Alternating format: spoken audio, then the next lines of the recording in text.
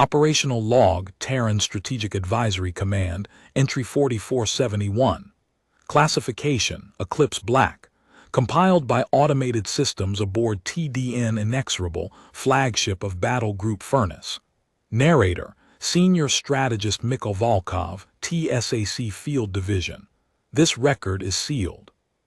The first advisory came through at 2:14 station time, and it was already wrong. I was in the strategic planning compartment aboard the Inexorable when the console lit amber. A priority flash from Terran Naval Intelligence, routed through the secure trunk at Relay Bastion, stamped with the kind of classification headers that meant someone in the Intelligence Directorate had concluded that sleep was no longer relevant for anyone in the distribution chain. I set down the cold coffee I had been nursing for the past hour, pulled the message onto the primary display, and read it twice before the implications assembled themselves into a shape I recognized. The shape of a thing that cannot be unfiled, cannot be reclassified, and will require an answer that no filing category can contain. Priority Flash, TSAC Field Division, EYES only. Subject, Confirmed Hostile Action, Hezkari Theocracy. Incident, Orbital Bombardment of Terran Medical Station, AURELIA, Neutral Zone Corridor 7.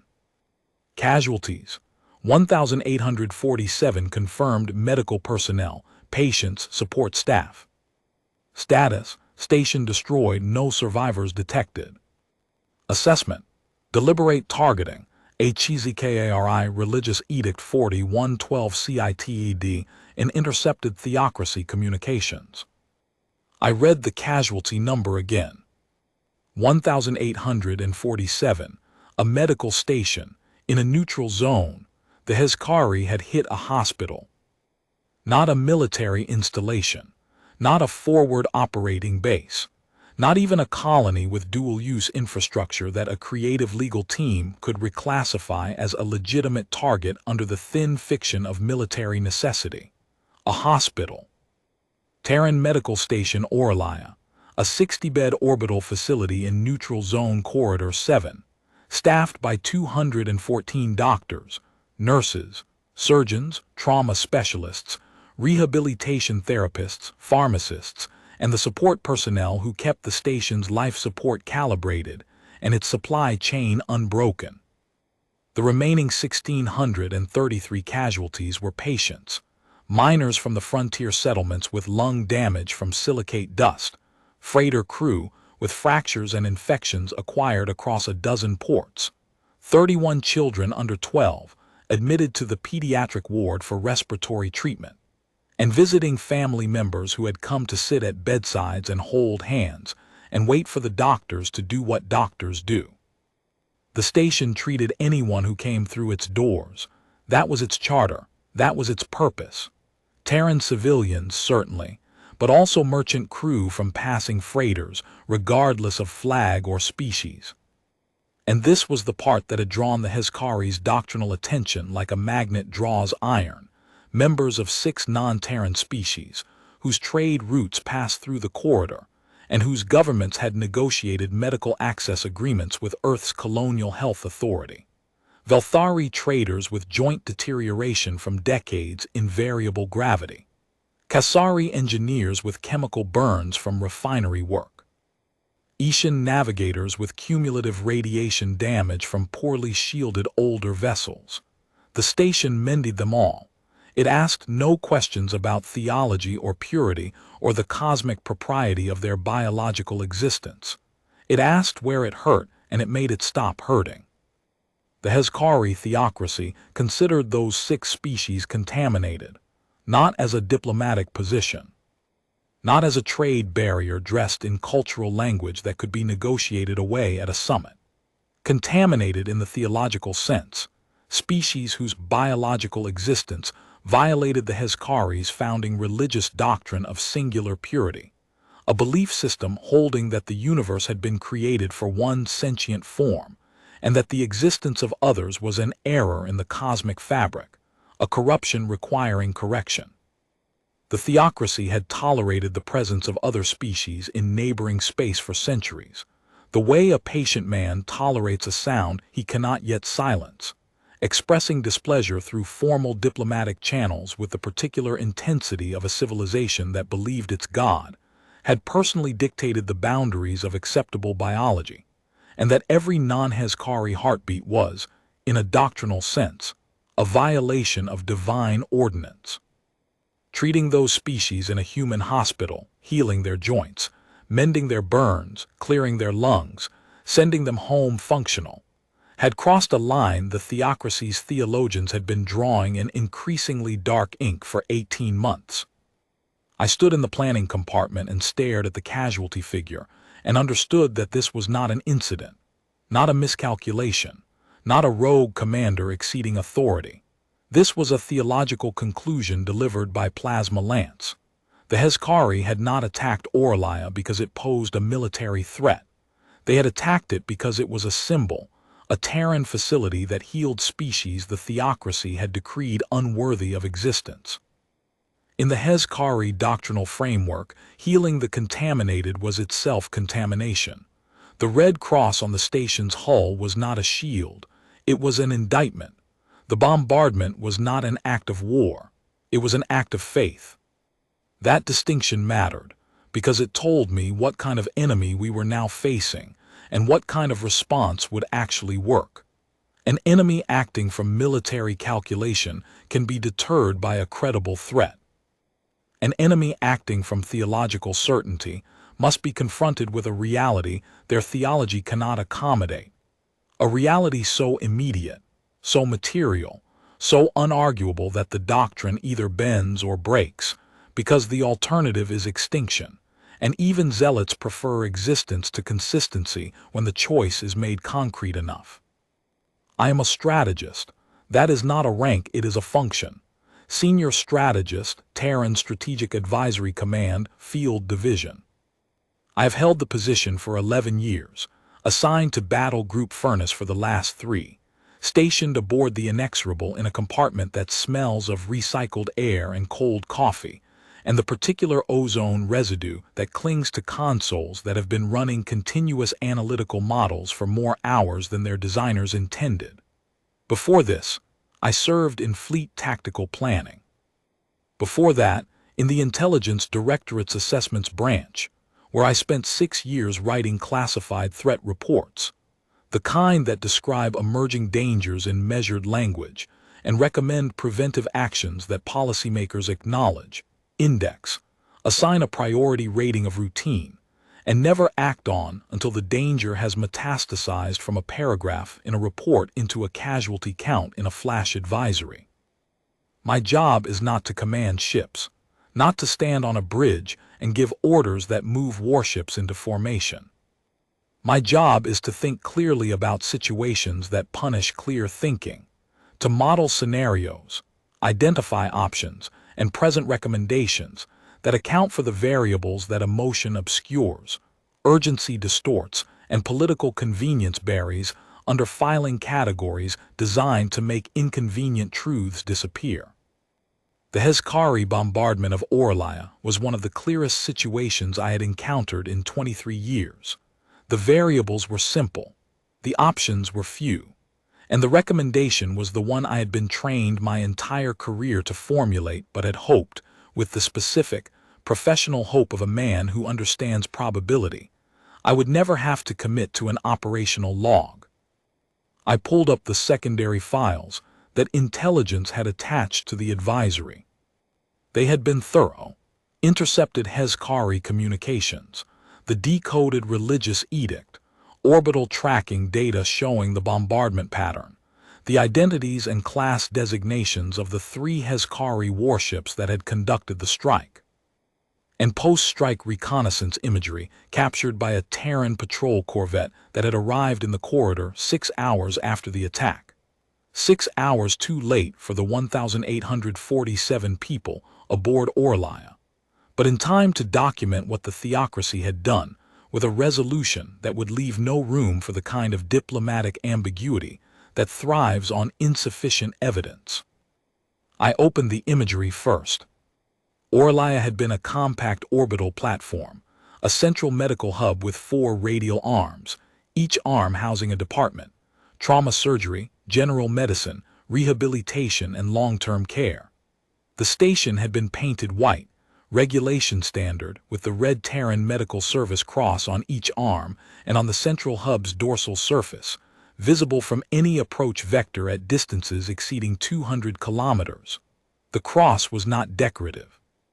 It was a protected symbol under 17 interstellar medical accords, including the Neutral Zone Medical Protection Treaty that the Hezkari Theocracy had signed 9 years ago. Their ambassador had described the signing, in formal remarks to the assembled delegations, as an acknowledgement of practical necessity rather than doctrinal endorsement. A qualification that sounds like diplomatic nuance until you realize it means the signer considers the agreement a convenience to be discarded when convenience no longer serves. The reconnaissance imagery showed what remained. The central hub was gone. 3 concentrated plasma lance strikes had vaporized it, the kind of directed energy fire that warships use against hardened military installations. The radial arms had been severed from the hub by the concussive force and were drifting in a debris field, each arm broken into segments, hull plating peeled back, internal compartments open to vacuum. In the enhanced resolution, I could see medical equipment among the wreckage: infusion pumps, diagnostic arrays, a surgical table still bolted to its mounting rail by one fastener, rotating slowly in the sunlight. A section of corridor wall with the red cross scorched but legible, floating among fragments that had been the trauma ward. Sealed medication containers from the pharmacy, analgesics, antibiotics, antifungals, the inventory of a facility that existed to reduce suffering, now drifting among the debris of its own destruction. No bodies. The plasma strikes and the subsequent decompression were comprehensive. The intelligence assessment noted, in the flat technical language analysts use for events they wish they did not have to describe, that biological remains would have been dispersed to a molecular level. Nothing to recover, nothing to bury. I closed the imagery. The intercepted communications confirmed what the imagery had already made clear. The bombardment order had been issued by the Hezkari Supreme Doctrinal Council, the 7-member religious authority governing all matters of faith, and because the theocracy made no distinction between faith and governance, all matters of state. The order cited Religious Edict 4112, issued 18 months prior, declaring any facility providing medical care to contaminated species within sensor range of Hezkari space to be an instrument of corruption requiring purification. The edict had been transmitted through diplomatic channels. Earth's diplomatic service had filed it under internal religious pronouncements, subcategory no action required. No action required. 3 words in a filing notation. 18 months ago, the Hezkari had told us formally, in writing, under their official doctrinal seal, that they intended to destroy any facility treating non-Hezkari species near their borders. We filed it. We acknowledged receipt. We assigned it a classification that ensured nobody with authority to act would ever see it. Now 1,847 people were dead, because a hospital bore the Red Cross, and did not ask what species you were before it treated your wound. I sat down at the planning console and began the operational assessment. This is what I do when the world collapses to a single intolerable fact.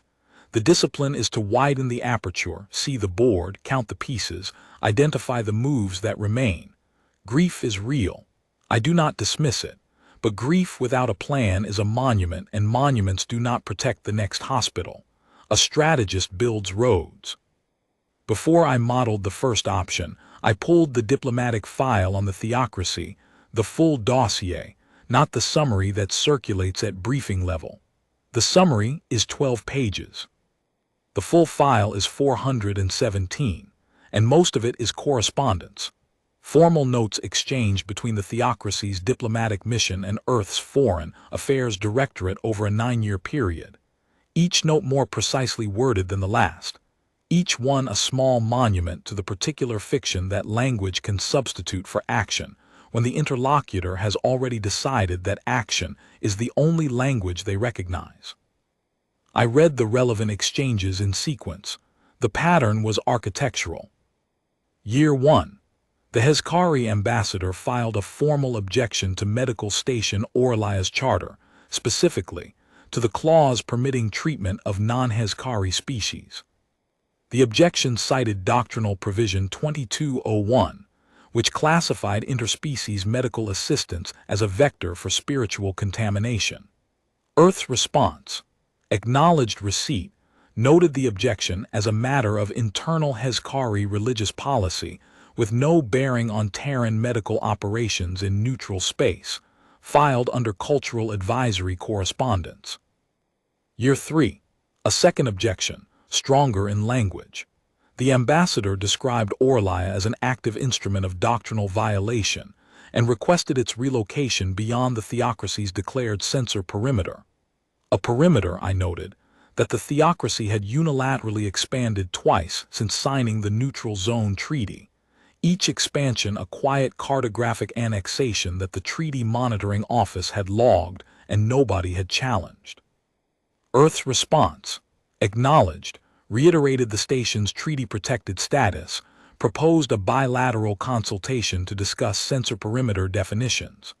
The consultation was scheduled, postponed, rescheduled, postponed again, and eventually filed under pending items, the diplomatic category where uncomfortable conversations go to age into irrelevance. Year 5. Religious Edict 3877, a precursor to 4112, was issued by the Supreme Doctrinal Council. It declared interspecies medical assistance a form of active contamination when performed within the Theocracy's spiritual jurisdiction, a term they defined as extending to any point in space from which Hezkari vessels could detect the contaminating activity. Earth's Intelligence Directorate flagged the edict. I know because I was in the assessments branch at the time.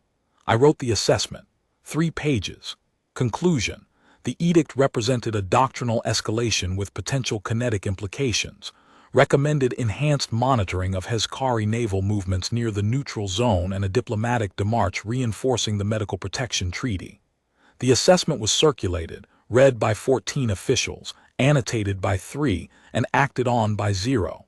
Enhanced monitoring was not implemented. The démarche was not delivered. The assessment was indexed under threat environment, religious states, low probability. Low probability. I had written those words. I had assessed a civilization that believed its God had personally authorized violence against medical facilities treating the wrong species, and I had concluded, based on the analytical framework I had been trained to apply, using the probability matrices I had been taught to trust, that the kinetic expression of that belief was low probability, because the Theocracy had not acted on previous edicts, because the diplomatic correspondence was ongoing, because the pattern of escalation was verbal, not material, because the analytical framework weighted historical behavior over declared intent, and the Hezkari had declared intent to destroy but had not yet destroyed, and the framework treated undeclared but possible as less probable than declared but historically unfulfilled. The framework was wrong. I was wrong. The 1,847 dead at Orlaya were the margin of that error, measured in bodies instead of probability points. I record this because this log should contain the full operational picture, and the full operational picture includes the intelligence failure that preceded the operational response. The Theocracy told us what they intended. We heard them. We filed the information under a category designed to make hearing indistinguishable from ignoring. And now I was sitting in the same planning compartment where I had written that assessment, modeling response options for the consequences of my own analytical miscalculation. The Hezkari Theocracy controlled 14 star systems in a tight cluster along the spinward edge of the neutral zone. Their military was a religious fleet, the Purification Armada, comprising approximately 80 warships ranging from heavy bombardment cruisers to fast patrol vessels. Ground forces were organized into doctrinal legions, each assigned to a specific system under a doctrinal commander answering to the Supreme Council. Their industrial base was concentrated in 3 systems: Hezkari Prime, the homeworld and council seat; Ashran, the primary shipyard complex; and Vale Dorna, the weapons manufacturing center that produced the plasma lance arrays fitted to every warship in the fleet, the same arrays that had killed everyone aboard Aurelia. I modeled 4 response options and eliminated 3 within the hour. Option 1. Diplomatic protest with economic sanctions. Modeled for procedural completeness and dismissed in 6 minutes. The Theocracy did not trade with Earth. Their economy was a closed religious autarky, imported nothing, exported nothing except doctrine. They viewed economic self-sufficiency as a doctrinal imperative, a safeguard against contamination through foreign commerce. Sanctions would be a formal gesture directed at a civilization structurally designed to be immune to formal gestures. Option 2. Targeted strike against the 3 warships that conducted the bombardment, satisfying in its precision, strategically inadequate. The Theocracy would absorb the loss, declare the crew's martyrs who had purified contaminated space and ascended to the reward their doctrine promised, and interpret the limited scope as confirmation that Earth lacked the will to challenge the doctrine itself. Within 18 months, another facility would burn. The edict would remain in force. The belief would remain intact. Only the instrument would be destroyed, and instruments can be rebuilt by a civilization with 14 systems and 3 dedicated military-industrial centers. Option 3. Defensive reinforcement. Permanent military escorts on all Terran medical and civilian facilities in the neutral zone. Exclusion zones. Deterrence through presence. This would protect existing facilities but cede the initiative permanently. The Hezkari would read it as fear dressed in warships, but fear nonetheless. They had patience, the kind only theological certainty can sustain, because their God had eternity and they believed they inherited it. They would wait for a gap in a patrol rotation, a supply window, a moment when a corvette was out of position. The next casualty figure would be higher because they would have studied the first one. Option 4 took the remaining hours to build. That was the one I brought to Admiral Chen Weilin at 600. Chen had commanded Battle Group Furnace for 3 years, 47 warships. The Dreadnought Inexorable, 8 heavy cruisers, 14 destroyers, 12 frigates, 12 support vessels. The most concentrated Terran striking force within 4 days' transit of Hezkari territory. She was 58, compact, deliberate in speech and motion, with the quality that separates senior commanders who have ordered people to their deaths and learned to carry that weight from those who have not yet been tested. She had fought at Vendris Gate, at the Ketharan blockade, at Merak Station, engagements that had put lines in her face and a particular cold clarity in her eyes that her officers recognized as command-grade composure. I laid the assessment on the tactical display in the flag briefing room. 4 options, 4 projections. On the secondary display, I pinned the Aurelia reconnaissance imagery, the debris field, the severed arms, the Red Cross. I wanted the decision made in the presence of what it answered. Chen listened without interruption. When I finished, she looked at the imagery for 5 seconds. Option 4, walk me through it. Full spectrum response. 3 task forces, simultaneous strikes, coordinated within a 4-hour arrival window. Task Force Anvil, 12 warships under Captain Sorin, hits Ashran and neutralizes the Theocracy's shipbuilding capacity. Task Force Sickle, 8 warships under Commander Akoro, hits Vale Dorna and eliminates their plasma lance manufacturing. Task Force Hammer, 27 warships including the Inexorable, proceeds to Hezkari Prime, establishes orbital superiority, and delivers a compliance order to the Supreme Doctrinal Council. The order: Non-negotiable. 4 requirements. First, stand down and surrender of all purification armada vessels across all 14 systems. Second, permanent dissolution of the armada as a military organization. Third, surrender of all 7 council members to Terran judicial authority to stand trial under the Neutral Zone Medical Protection Accords for the deliberate destruction of a protected facility and the murder of 1,847 people. Fourth, permanent revocation of Religious Edict 40-112 and all related directives authorizing violence against medical facilities or personnel of any species. Compliance deadline: 6 hours from receipt. Non-compliance triggers Phase 2, systematic neutralization of every Hezkari military installation, orbital platform, and weapons depot across all 14 systems. Military targets only. No civilian infrastructure, no population centers, no cultural sites, but every military asset the Theocracy possesses, destroyed or disabled within 72 hours. The Purification Armada, 80 ships, distribution. 43 in the Hezkar Prime Defense Perimeter, 12 at Ashran, 8 at Vale Dorna, 17 on patrol routes through the Theocracy's internal territory. The patrols follow liturgical schedules, doctrinal rotation, not tactical deployment, 40-day cycles. We are on day 23. That places the 17 patrol vessels at maximum dispersal, with an average concentration time of 31 hours to any single point. 43 at Prime against 27.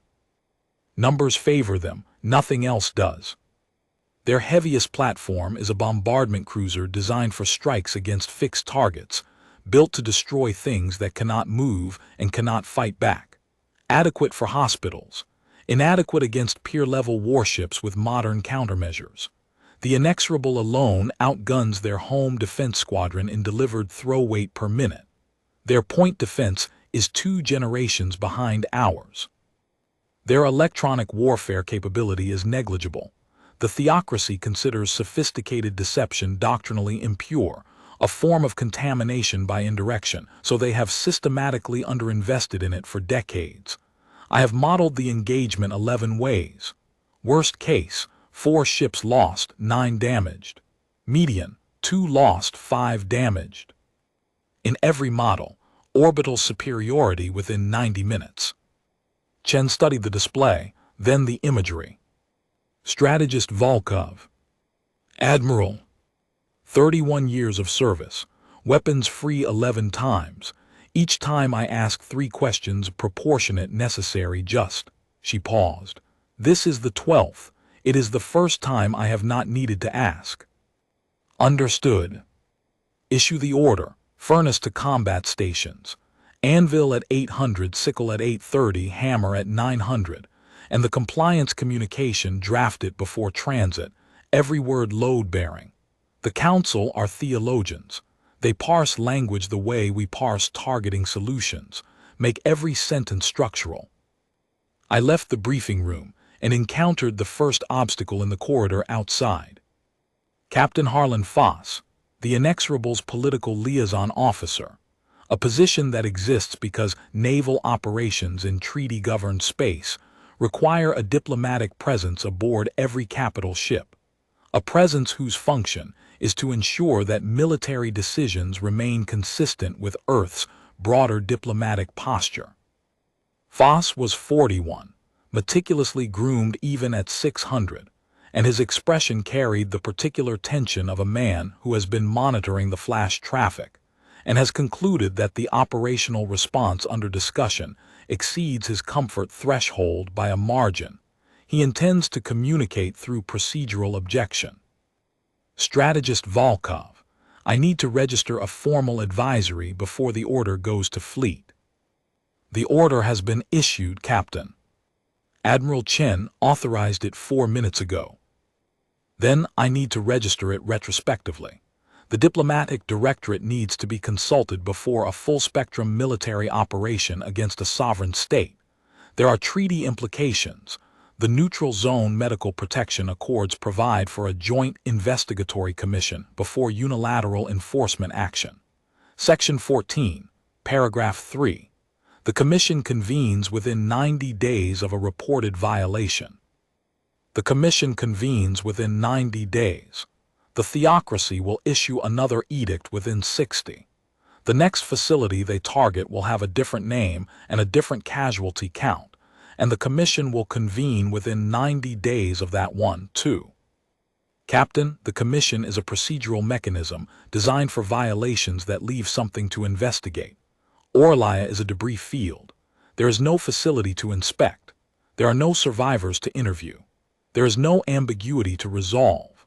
The Theocracy broadcast the edict on an open doctrinal frequency, conducted the bombardment with 3 warships whose transponder data is on file, and their Supreme Council has not disavowed the action because the action was the doctrinal objective. The investigation concluded before the flash advisory reached this compartment. What remains is the response.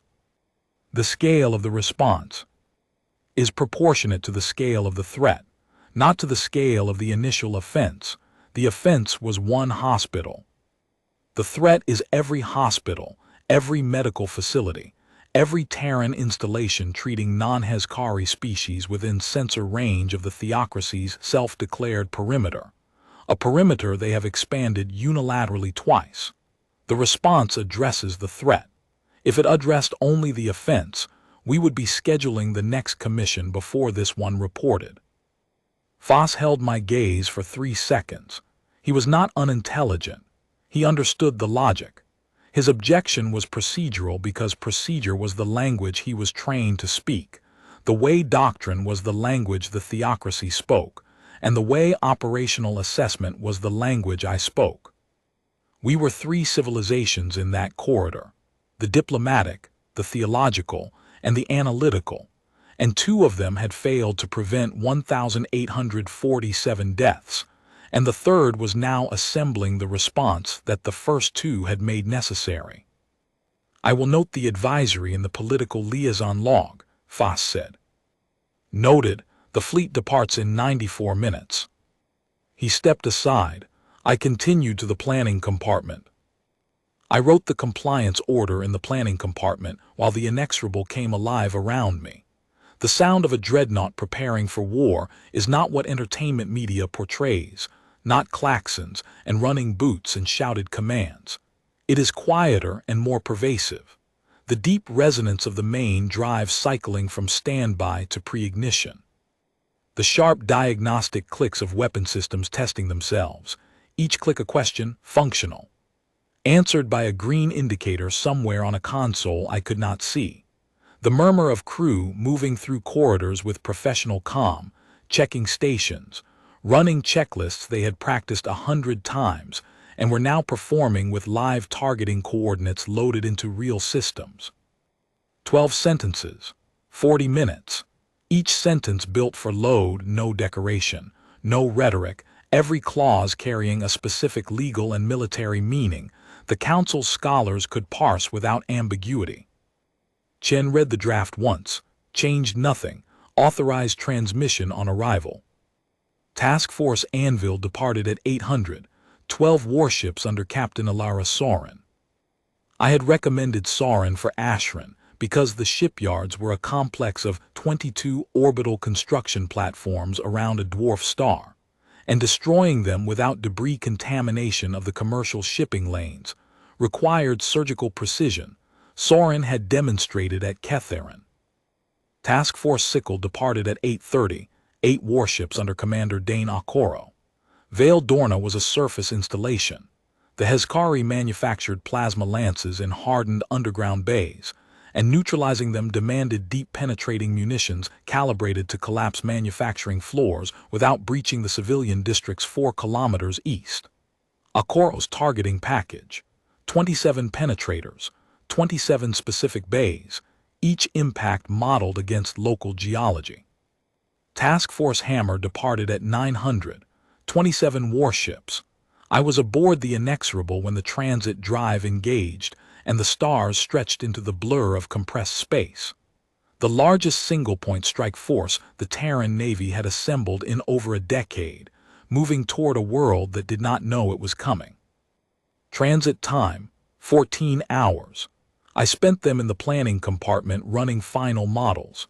Transit is the strategist's last interval of controlled analysis, the gap between decision and contact, when casualties are still projections rather than names.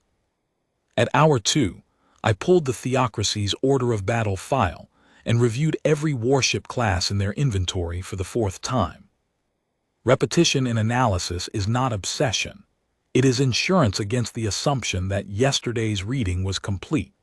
The Hezkari built their warships according to liturgical specifications, hull proportions derived from their sacred texts, weapon placement following geometric patterns their theologians considered harmonious with divine will. The result was a fleet of vessels that were aesthetically consistent and tactically predictable. Their bombardment cruisers carried forward-mounted plasma lance arrays in a triple-stack configuration, designed for converging fire on a single fixed target, devastating against a station or a colony, but requiring a 12-second realignment cycle to shift to a new bearing. 12 seconds. In a fleet engagement against modern warships with countermeasure suites, 12 seconds is a geological epoch. At hour 4, the Inexorable's communications officer relayed an update from Terran Naval Command. The Colonial Security Council had convened in emergency session. 3 members had filed motions for a diplomatic pause, a 48-hour cooling period during which diplomatic channels would be opened, and the Joint Investigatory Commission process initiated. The motions had been overruled by the Council Chair, who had reviewed the Orlia reconnaissance imagery and the intercepted edict, and who had authorized the military response under the sovereign defense prerogative, the legal provision permitting immediate defensive action when a treaty signatory conducts an armed attack on a protected facility. The authorization was transmitted to Admiral Chen with one additional instruction: minimize civilian casualties. Chen's response to the communications officer: tell them that instruction is redundant. At hour 6, I modeled the compliance deadline scenario, the 6-hour window after the order was delivered. The critical variable was the Council's internal dynamics, 7 members. The Theocracy's governing structure required unanimity for doctrinal decisions and a simple majority for administrative ones. Surrender of the Council members to foreign judicial authority would be classified as doctrinal. It touched the theological principle that the Council answered only to their God, not to temporal powers. That meant all 7 had to agree. If even one refused, the doctrinal classification would hold, and the refusal would be theologically binding on the entire body. I modeled the 7 members individually, using intelligence profiles compiled over 8 years of diplomatic monitoring. 3 were pragmatists, men who had risen through the administrative ranks and who understood the Theocracy's material limitations, even if they could not say so publicly. 2 were doctrinalists, true believers whose commitment to singular purity was absolute, and who would view surrender as apostasy regardless of the military situation. 2 were uncertain, members whose positions shifted according to the political wind within the council chamber, men who would follow whichever faction appeared to be winning the internal argument. The pragmatists would comply. The doctrinalists would refuse. The outcome depended on the 2 uncertain members, and on whether the reality of 27 warships in orbit, a demolished shipyard at Ashran, and a destroyed weapons complex at Vale Dorna would constitute a political wind strong enough to blow them toward the pragmatists. I assigned a 63% probability to full compliance within the deadline, 37% chance of refusal, requiring Phase 2 systematic destruction of every military installation across 14 systems. I did not share the probability with Admiral Chen. Commanders do not need percentages before an engagement. They need clear options and the authority to choose between them. The percentage was for this log, and for the tribunal that would eventually read it, and for whoever might someday need to understand that the outcome was not certain, that the plan carried a 37% chance of a much longer and much costlier campaign, and that we proceeded anyway because the alternative, filing another assessment under low probability and waiting for the next debris field, was not an outcome I could model and remain the person who wrote the model. At hour 8, I slept for 90 minutes. This is a professional discipline, not a personal indulgence. A strategist operating on sleep debt makes errors in variable weighting, the kind of errors that do not appear as obvious mistakes, but as subtle miscalibrations that shift outcomes by margins that matter when the margins are measured in ships and lives. I set the console alarm, closed my eyes in the chair, and was awake again at the first tone, the model still running on the secondary display, the green cursor blinking in the dark compartment. At hour 10, I reviewed the compliance order one final time, 12 sentences. I had written compliance orders before, 7 in my career, each one a compressed legal instrument designed to translate military superiority into a specific set of demanded actions. The previous 7 had been directed at state actors who understood the calculus of force, civilizations that computed cost, assessed capability, and responded to incentives, the way rational actors respond to incentives. The Hezkari were not rational actors in that sense. They were theological actors, entities for whom the calculus of force intersected with a calculus of faith, and for whom certain costs were not costs at all, but investments in a spiritual account that paid out in an afterlife, they considered more real than the ships in their orbit. This meant the compliance order had to function simultaneously on 2 levels. At the military level, it had to present the theocracy's remaining leadership with a set of demands whose cost of refusal was unambiguous: total, systematic, irreversible destruction of every military asset they possessed. At the theological level, it had to create a space within which compliance could be framed not as apostasy, but as a doctrinal necessity, a concession to material reality that their theologians could rationalize without demolishing the entire framework of belief that held their civilization together. I did not need them to stop believing. I needed them to stop killing. The distinction matters, because a demand that requires an enemy to abandon their belief system produces martyrs, and martyrs produce insurgencies, and insurgencies produce decades of conflict that consume more lives than the original offense. The 12th sentence of the compliance order read, "The terms require surrender of military assets and responsible authorities. They do not require renunciation of faith, doctrine, or internal religious governance beyond the specific provisions authorizing violence against protected facilities and personnel." That sentence was the compliance order's load-bearing wall. Without it, the doctrinalists on the council would have no exit. Surrender would be theologically identical to apostasy, and they would choose destruction. With it, the pragmatists could argue that compliance preserved the theocracy's core doctrinal structure, while excising only the provisions that had produced the bombardment. A theological amputation, rather than a theological execution. I was not confident the distinction would hold under scrutiny by 7 men who had spent their lives parsing language for doctrinal precision. But I was confident that without it, the probability of compliance dropped from 63% to below 20%, and Phase 2 would consume 3 months and cost thousands of lives on both sides. At hour 12, 2 hours from arrival, Admiral Chen called a final briefing. The flag briefing room was full: department heads, the Marine commander, the chief of staff, the communications officer, the political liaison Foss, who sat in the back row with the expression of a man attending a proceeding he had formally objected to and was now committed to executing with professional competence. Chen spoke for 4 minutes.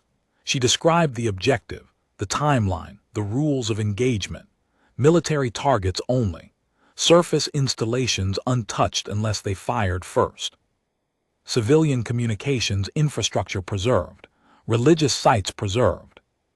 The cathedral complex at the capital, 4,000 years of continuous construction, the largest structure on the planet, was designated a protected site on the targeting overlay, ringed in blue, excluded from any engagement scenario.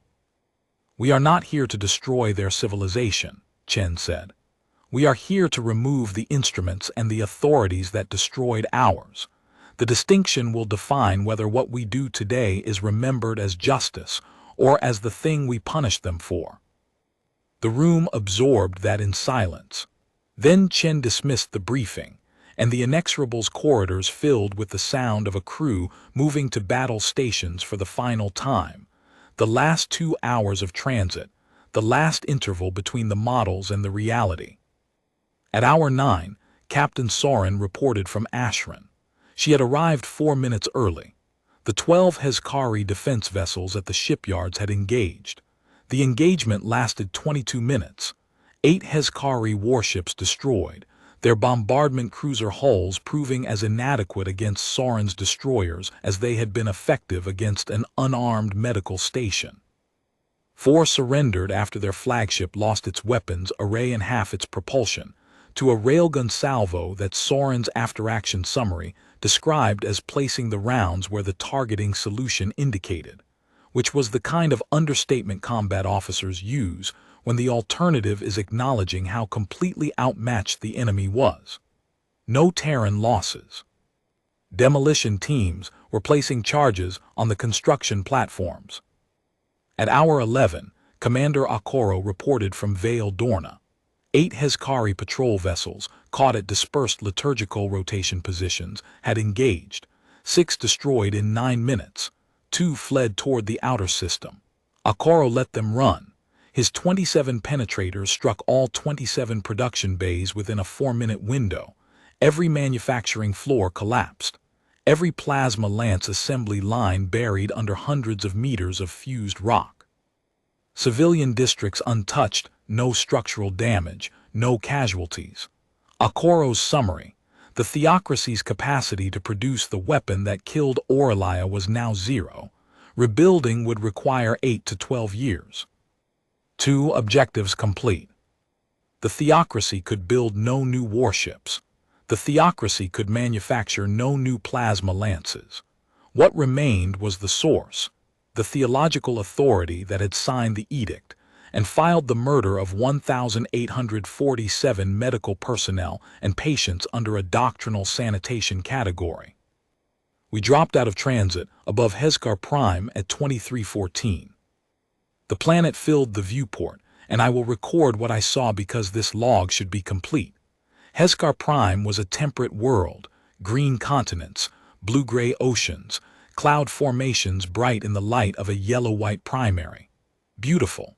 The kind of world that appears in colonial survey reports marked highly recommended for settlement. The Hezkari had built on it for 4,000 years, and the evidence showed from orbit.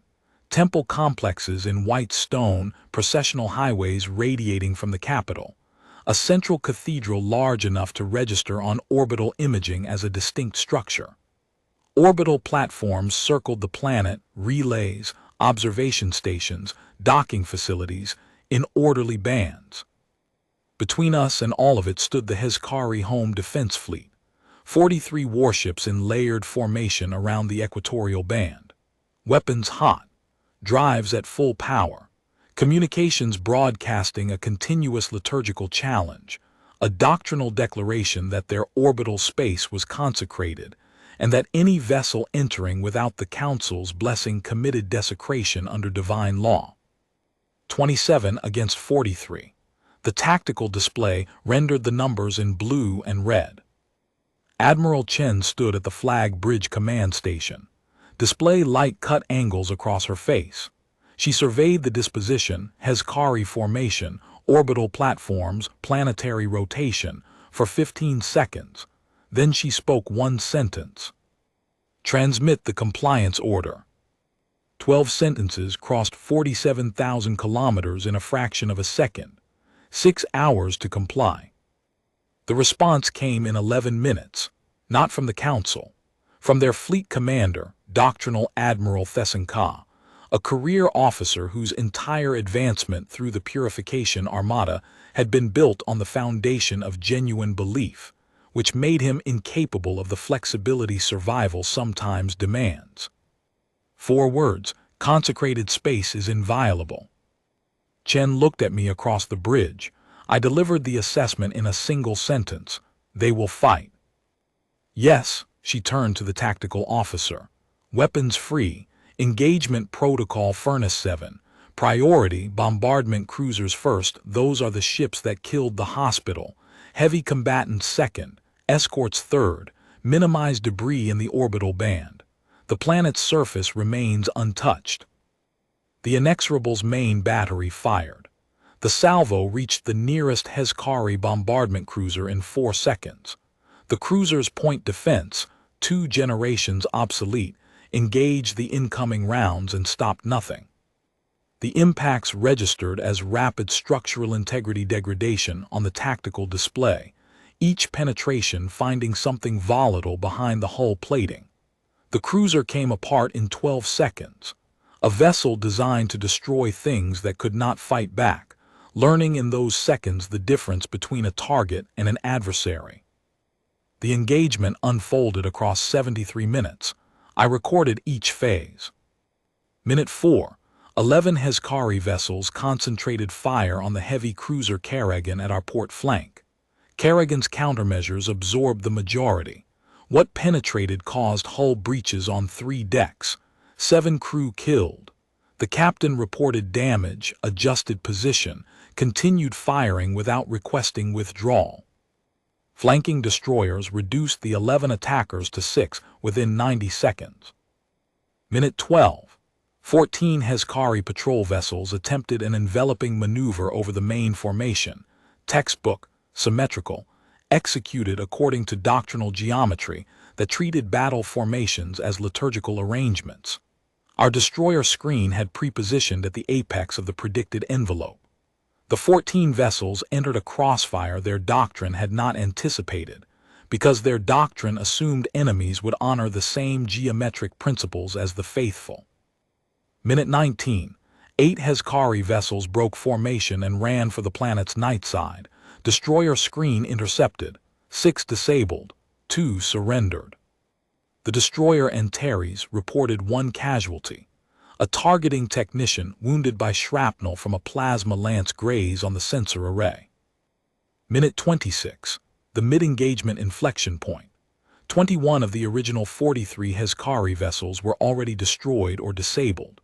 The remaining 22 were regrouping around the consecrated flame, Theocracy's flagship, the Purification Armada's largest platform, a heavy bombardment vessel designed for planetary strikes, carrying the same class of plasma lance arrays that had vaporized Orlia's central hub.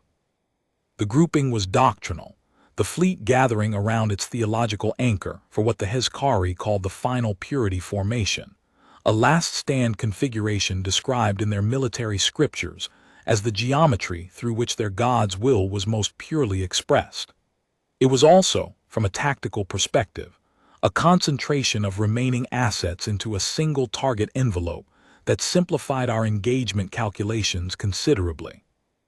Minute 31. The Inexorable's forward batteries fired on the consecrated flame.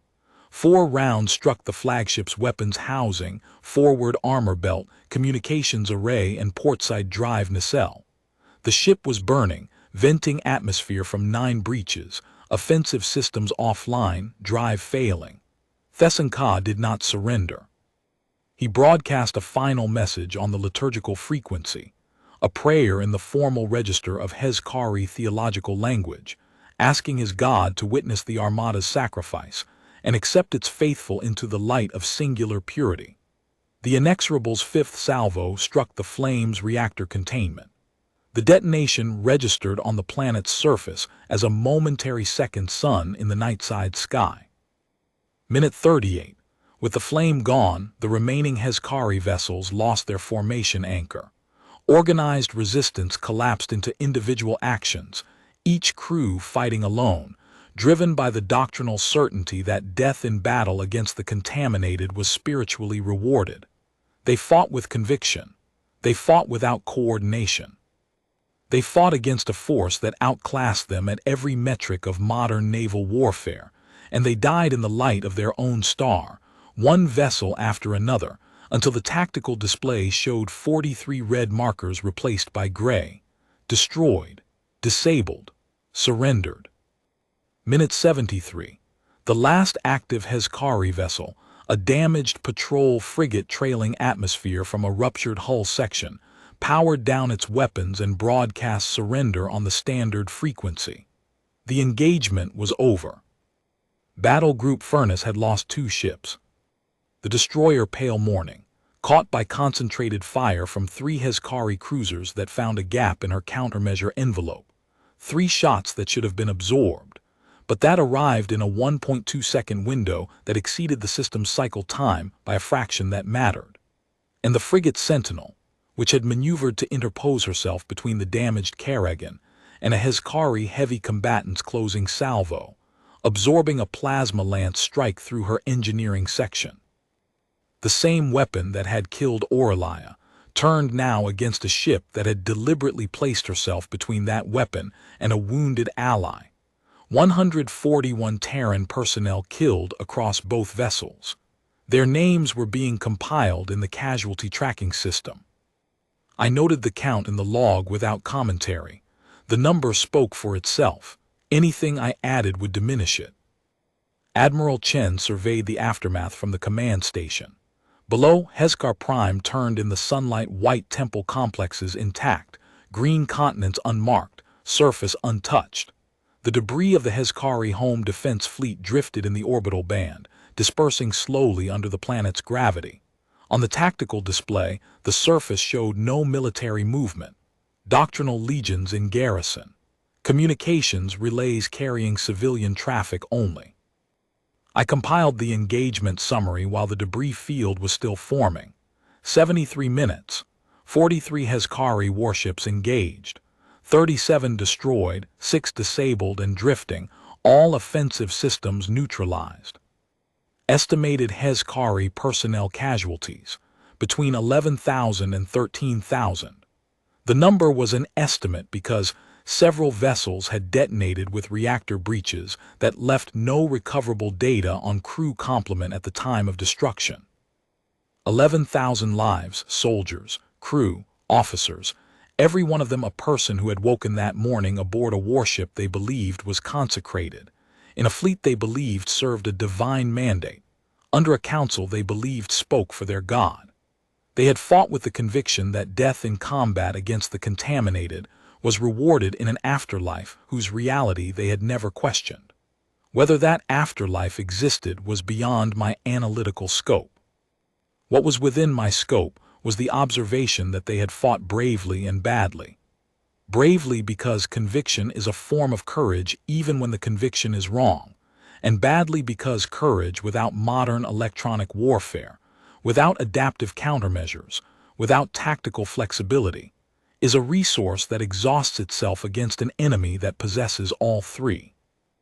The 2 Terran ships lost at Pale Morning and Sentinel were already being logged in the fleet's casualty tracking system. 141 names. I would read every name before this log was sealed. That was not a regulation. It was a practice I had adopted 11 years ago, when I first accepted the position that placed my recommendations between a commander's authority and the lives of the people who executed those recommendations. The names were the weight. A strategist who stops reading the names stops feeling the weight, and a strategist who stops feeling the weight starts treating casualties as acceptable margins rather than as the cost of the decisions he recommended. Retransmit the compliance order, Chen said. The council now has 5 hours. The second transmission went out. I watched the clock. Each minute was a decision being made or refused in a white stone chamber on the planet below, and all I could do was model the probabilities and wait. Hour 2, the Council's chief diplomatic liaison contacted the inexorable requesting an extension. Chen's answer: the deadline stands. Hour 3, the Council transmitted a counter-proposal. They would dissolve the fleet and revoke Edict 4112 but would not surrender the 7 members. They offered internal doctrinal review, a tribunal of Hezkari scholars under Hezkari law in Hezkari territory, an investigation of themselves by themselves, judged by the doctrine that had produced the edict. Chen's answer: non-negotiable, 3 hours. I analyzed the counter-proposal in the 4 minutes between its receipt and Chen's response. It was precisely the offer I had predicted. The council's pragmatists had constructed a compromise that surrendered the instruments of force fleet, edict, while preserving the theological principle that the council was answerable only to divine authority.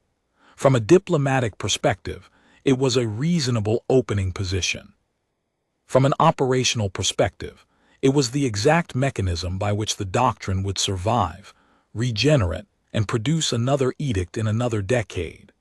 Because a tribunal composed of Hezkari theologians interpreting Hezkari doctrine would conclude, after careful deliberation, that the doctrine was sound, and the execution was a matter of calibration rather than principle. The bombardment of Oralia would be reclassified from purification to excessive purification, a doctrinal error of degree, not of kind. The 7 council members would receive theological censure, the Hezkari equivalent of a formal letter of concern, and the doctrine of singular purity would continue to classify 6 species as contaminated, and every facility treating them as an instrument of corruption. I conveyed this assessment to Chen in 1 sentence: they are offering to disarm the hand while preserving the mind that directed it. Chen's 3-word answer was already composed before I finished speaking. She had reached the same conclusion through a different route, not through analytical modeling, but through 31 years of watching agreements that addressed symptoms instead of causes, produced new symptoms on predictable schedules. Between hours 3 and 4, the waiting was the hardest operational phase.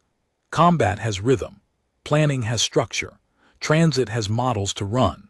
The compliance window had nothing, only a clock, a planet below, and 7 men in a white stone chamber deciding whether their theology or their survival would govern their next transmission. I stood at the secondary display in the planning compartment and watched the surface feeds. Civilian traffic patterns on the planetary communication grid were shifting. The information was propagating through the population. The Hezkari citizenry was learning, in real time, that the debris in orbit was not a drill, that the 3 distant military installations were not experiencing technical difficulties, and that the 27 warships visible from the equatorial band's surface observatories were not a diplomatic delegation. The communications intercepts from the council chamber were fragmenting into overlapping transmissions, multiple members speaking simultaneously on the internal channel. A breach of the chamber's strict liturgical protocol that signaled the theological framework governing their deliberations was beginning to fail under the weight of material reality. When theologians stop taking turns, the theology is losing. Hour 4, intelligence reported the council's internal communications fragmenting. 3 of 7 argued for full compliance. 2 invoked doctrinal provisions classifying surrender to non-Hezkari authority as apostasy punishable in the afterlife. 2 had gone silent. On the surface, garrison commanders were sending requests through channels that returned nothing. Civilian frequencies carried confusion, fear, the sound of a theocratic government discovering in real time that the universe did not conform to its theology. The theocracy's authority structure was fracturing along the fault line between faith and survival. Hour 4, 37 minutes, the first visible fracture. The 3rd Legion's doctrinal commander, garrisoned on the northern continent, broadcast on open channel. His legion would comply in full with Terran requirements. Within 12 minutes, 4 more legion commanders followed. The military hierarchy separating from the theological professional soldiers who had observed the debris field in orbit and performed the arithmetic theologians refused to count. Hour 5, 11 minutes, the Supreme Doctrinal Council transmitted its final response. All 7 members would surrender to Terran judicial authority. The Purification Armada's remnants would stand down across all 14 systems. Religious Edict 40-112 would be revoked immediately and stricken from the doctrinal canon. All 4 requirements accepted without modification. 5 hours, 11 minutes, 49 minutes inside the deadline. Admiral Chen ordered Marines to the council chambers. 12 shuttles descended through Hezkar Prime's morning atmosphere, their shadows crossing the white stone of the temple complex, settling onto the processional highway. The Marines secured the chambers without resistance. 7 members of the Supreme Doctrinal Council were escorted from the building in restraints, walking between armored Marine lines along a highway built 400 years ago for religious processions, and repurposed now as the path to a tribunal their doctrine had never imagined. 7 white-robed figures, steps measured, faces rigid, men who had governed unchallenged for decades, walking toward a judicial process that would determine whether what they called purification the rest of the galaxy would call murder. The shuttles lifted through morning light. The chamber stood empty for the first time in 4,000 years of continuous theological authority.